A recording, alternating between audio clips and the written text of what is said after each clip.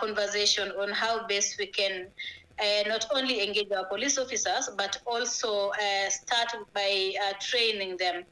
Because FGM, as we all know, happens in the very remote parts of the community. Yeah. And these are places that are not quite inaccessible. They're very poor, with very poor terrain and lack of connectivity. So many times, even our own police officers do not get the information.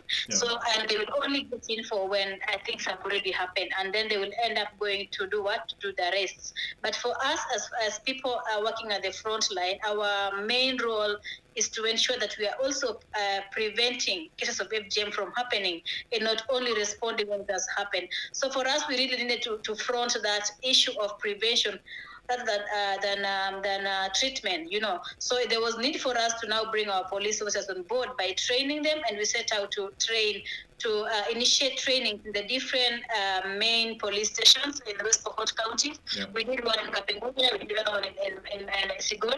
And I'm telling you, Jeremiah, that from that training, or from those training that we carried out, it became clear and evident that we were leaving behind a very critical team. Yeah. And people were not aware on what needs to be done at what point and what these girls go through. So we had to go to the very basic training just to highlight why FGM happens. What is FGM even in the first place? And then later on we will end up by also talking about the laws. Yeah. And since then, it has been a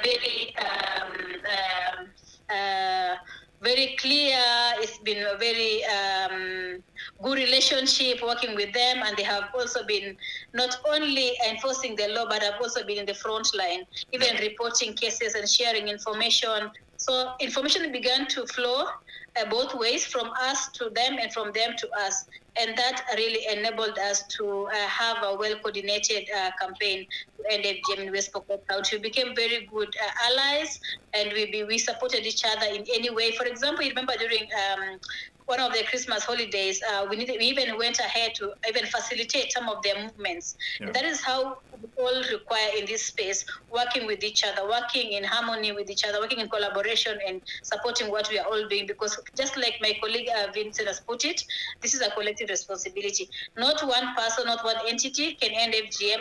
It requires all of us, each one of us. Fantastic, Domtila. I think we lost you. Sorry.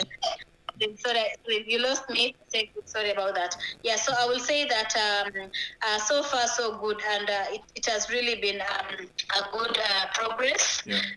We didn't have, just like you put it when we started, we did not have any major disagreement with the police actually at the beginning. The only challenge we had at the beginning of our campaign during that time was with.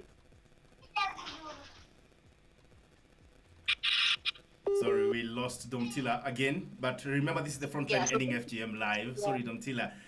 Just reminding people who are watching online to leave the comments, and we'll definitely make sure that we can all participate by the end of the day. Okay, back to you, Domtila, as you wrap up that your experience working with the police. Thank you. I was just wrapping up by saying, can you hear me? Yes, I can. Am I communicating? No, I was really wrapping up by just pointing out that it is very important for everybody working on the FGM space or working on ending FGM to note down that the police and the other duty bearers are vital in this campaign. And it's not just a matter of engaging them or involving them at the tail end, but from the beginning. And that requires that they also have and must be trained. And for us, we realized that mostly it was the senior police officers who will be invited to different engagements, meetings, and conversations, but we were leaving out the larger majority. That is the rest of the police officers. Let's call them the junior police officers, who in most cases are the ones who implement, who enforce the law, who do the arrest, and who engage and interact with the girls that maybe are at risk of undergoing FGM. Yeah. So we wanted to break that barrier and make sure that everybody is enlightened. Everybody is aware, not only the senior police officers, but all the police officers. Yeah. So we do our trainings actually at the police stations, not in hotels.